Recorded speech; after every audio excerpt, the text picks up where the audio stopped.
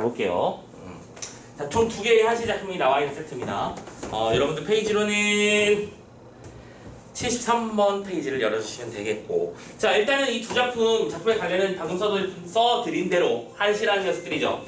그리고 한시라고 하는 녀석들은 모평에는 나올 가능성이 높은 편이에요, 그죠? 근데 현실적으로 예를 들어 여러분들 이번에가 아니라 그동안 육묘평이나 금묘평 같은 기출들을 많이 풀어봤다면 한시 같은 작품들도 빈번하게 등장한다는 걸 알고 있을 거야. 그런데 현실적으로 우리 수능에서 얘네들이 나온 적은 없다는 걸 알고 있지, 그지? 그래서 모평 대비하는 마음으로 간단하게 정리를 한번 해볼게요. 작품이 어렵거나 빡세지도 않아요. 자, 첫 번째 작품 같은 경우에는 제목 자체가 조금 어려운데 제목만 잘 이겨내거나 하면 생각보다 또 어려운 작품 아니고요. 제목이 설중 가구 인부루라고 되어 있는데 일단은 이 설중이 무슨 뜻일까? 눈 속에라는 뜻이겠죠. 눈 오는 날 방우 친구를, 우가 친구죠, 방문을 했는데 인부로 만나지 못했다 이 말입니다. 그러면 결국 이 제목은 현재 작품의 상황을 안내해 주신 것이고, 그 상황을 통해서 예측할 수 있는 작품의 근본적인 정서는 그리움이겠죠. 다만 우리는 이 그리움을 맨날 님에 대한 그리움이라고 열심히 공부해 왔을 테지만 이 작품 같은 경우는 친구에 대한 그리움을 말하고 있는 작품이다 라고 생각하고 접근해 주시면 되는 겁니다. 자, 한자 버전 읽을 필요는 딱히 없지만 그래도 알아는 두자. 기본이니까 말씀드렸죠?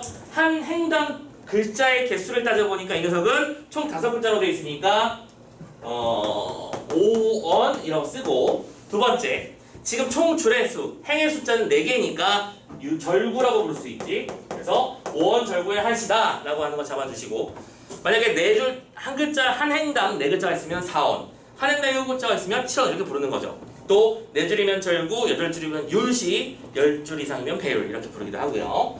자, 아무튼 내용 읽어봅시다. 한자는 읽을 필요 없어요. 눈빛이 종이보다 더욱 희길래. 자, 친구 집에 놀러 가는데 눈으로 가득해.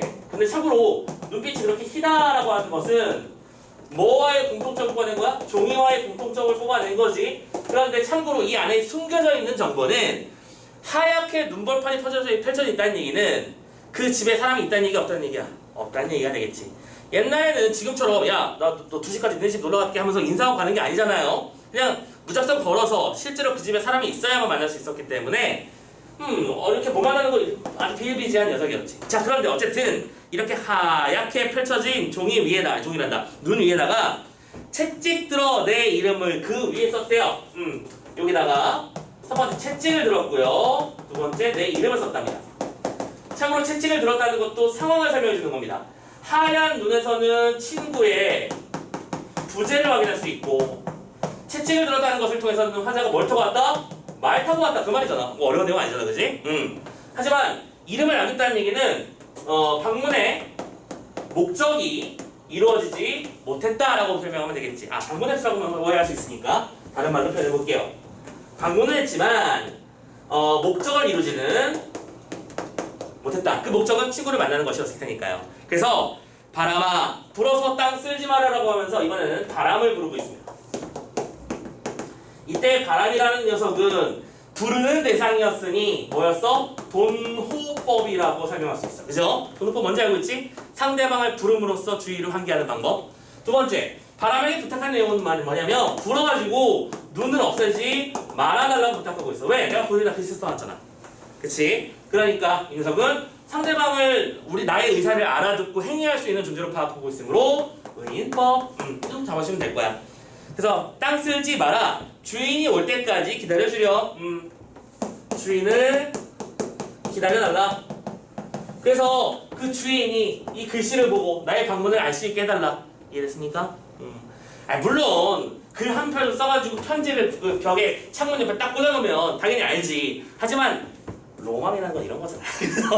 자, 나 니네 집 왔다가 몇 년치 이렇게 써놨겠죠. 아무튼 이렇게 해서 친구를 만나지 못한 것에 대해서 안타까워하는, 그리워하는 마음을 쓴 작품, 뭐 이 정도로 정리가 되면 되겠고, 뭐 기본적으로 근데 이 작품에 등장하는 정서를 우리가 풍류라고 말할 수 있느냐? 선생님은 맞을 수 있다고 봐요. 왜냐면 풍류라고 하는 게 즐기는 마음인 거잖아, 그렇지? 이건 친구와 약간 장난치는 그런 느낌으로 어른이 된 나고 이제 사회생활하는 사람이지만 이런 식으로라도 친구랑 소통하고 즐거움 살짝 그 친구를 생각하면 미소 지을 수 있는 일 이런 거 만들어주는 건 푸르라고 볼 수 있는 거 맞지? 그지? 꼭 술을 마셔야 푸르는 아니라는 거. 그 정도만 체크하시면 될 것 같아요. 됐죠? 자, 아무튼 첫 번째 작품 이렇게 마무리 짓고 두 번째 작품은 자술이라는 작품이에요. 자, 참고로 자술도 똑같이 설명해보면 스스로 풀어준다는 얘기인데 자신이 뭔가를 설명하는 내용일 거야. 그치? 어려운 제목이 아니고 두 번째, 이 작품 같은 경우에는 역시 형식을 한번 살펴볼까? 한 행당 글자가 7개씩 있으니까 7원. 그 다음에 총 4줄이니까 절구. 이런 거 잡고 시작하면 되겠죠. 자, 아무튼 이 작품에서는 무엇에 대해서 말하는지 한번 살펴봅시다. 내 얘기인데 그 내 얘기가 뭔가. 첫 번째, 요사이 안부를 묻노니 어떻게 지내시나요? 안부를 묻고 있습니다. 안부를 묻는다는 얘기는 역시 상대방과 만남이 이루어지지 못했다는 상황 판단을 할 수 있는 것이지. 그리고 요즘 선생님이 육모평 보면서 설명드렸어.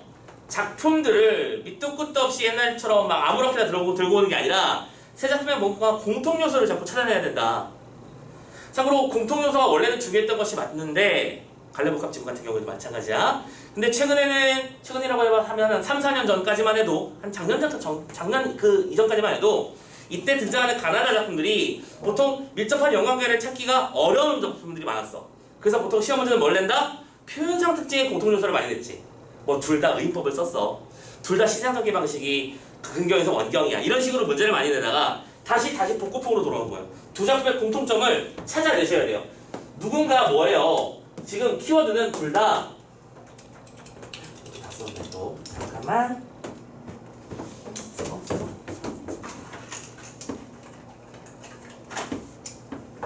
두 작품 모두 한쪽은 친구인 게 확정돼 있고요. 이쪽은 아직 알 수 없는 그 누군가에 대한 그리움을 표현한 작품이겠구나. 그러면 두 작품의 공통 키워드 그리움 잡아놓고 시작하면 되는 거지. 아무튼 안부를 묻는데요. 어떻게 지내시는지. 달 밝은 사창엔 소첩의 한이 가득 달 떠 있고요. 사창이 떴습니다. 그다음에 소첩이라는 단어가 잠깐만 사창은 뭐 여전히 비거천이니까 상관없고 그냥 넘어가서 소첩으로 한 방에 정리하자. 소첩의 한이 가득하대요. 자, 체크. 먼저 달이라는 녀석은 작품의 분위기를 잡아주는 녀석이지. 기본적으로 이 작품의 분위기가 뭐 장렬한 태양 아래 그러면 이런 분위기 안 한단 말이야, 그죠? 뭔가 애상감이 가득한 분위기로서 달 보여주고요. 소첩이라고 했네. 그러면 작품의 화자가 누구야? 여성이라는 걸 알 수 있고 여성 특유의 한의 정서를 얘기할 때 보통 님에 대한 그리움이라는 단어를 말한다. 아, 이건 님에 대한 그리움이라는 작품이구나. 정리되죠? 오케이? 자, 그리고 한이 가득하대요. 참고로 여기서 좀 추가적인 요소를 한번 생각해보자면 한이 가득하다고 말했거든? 얘들아, 한이라는 게 저기 3리터 정도 쌓여있어. 이렇게 되는 게 아니잖아, 그지? 우리가 눈으로 볼 수 없는 대상을 마치 눈으로 볼 수 있는 것처럼 표현하고 있는 이런 걸 보고 우리 뭐라고 한다? 시각적 형상화라고 부르죠? 혹은 다른 말로 추상적 대상의 구체화라고도 배운 적이 있을 겁니다. 다들 알고 있는 말이죠? 체크. 아무튼 한이 가득합니다. 만일 꿈속에 넋에게 자취를 남기게 한다면 하면서 여기서는 뭐 했어? 무슨 법을 썼어? 가정법을 썼다는 정말 차이점이 보이네요. 자, 전반부에는 어떤 상황을 제시해주고, 그치? 그리고 그 뒤에서 자신의 어떤 특정한 표현법을 가지고 심화를 시켜놓은 부분들이 보이는데 앞에 있던 설중방호 일부로에서는 도롱법과 의인법을, 여기서는 가정법을 사용한 거죠, 그렇지? 만약에 꿈속에 넋에게 자취를 남길 수 있다, 어떤 실제 존재하는 것처럼 어떤 흔적을 남길 수 있다고 친다면 문 앞에 돌길은 이미 모래가 되었군요. 돌길이 모래가 되었을 거래. 말이 돼? 안 되지. 근데 이렇게 될 만큼 그만큼 뭐 한 거야? 많이 왔다 갔다 한다는 얘기를 무슨 법으로 표현한 거야? 과자법으로 표현한 거네. 됐죠? 그러면 역시 니들이 출제자라면 이런 거 내고 싶지 않겠냐고. 이 두 개를 묶어 놨으면 공통점 요소로 그리움 잡고 형식적 차이 요소로 도노, 의인, 가정, 과자 같은 걸 잡아가지고 문제 내면 참 아름답지 않겠냐? 그런 생각까지 했으면 좋겠다. 그 말씀을 드리고 싶어요. 자, 물론 이제 어조도 좀 다르죠. 이쪽 같은 경우에는 누가 뭐래도 소첩이라는 단어가 등장했으니까 여성적 어조가 가득하다면 앞에 있는 친구를 방문했다는 얘기는 뭐 말 타고 친구 찾으러 가는 그런 느낌이라면 물론 여자라고 말을 못하는 건 아니지만 기본적으로 작품 자체에 남성적 느낌이 살아있는 것도 우리는 생각할 수 있을 것 같아요. 자, 아무튼 그래서 1번 문제 표현상 특징 공통점, 2번의 문제 시어에 대한 의미 파악하는 문제 이런 거 내놨는데 딱히 새로울 거 없어요. 그죠? 넘어가겠습니다. 문제들은요. 자, 이렇게 해서 첫 번째 작품 끝내고요. 이번에는 두 번째 바로 이어서 처형과 세트로 넘어가겠습니다.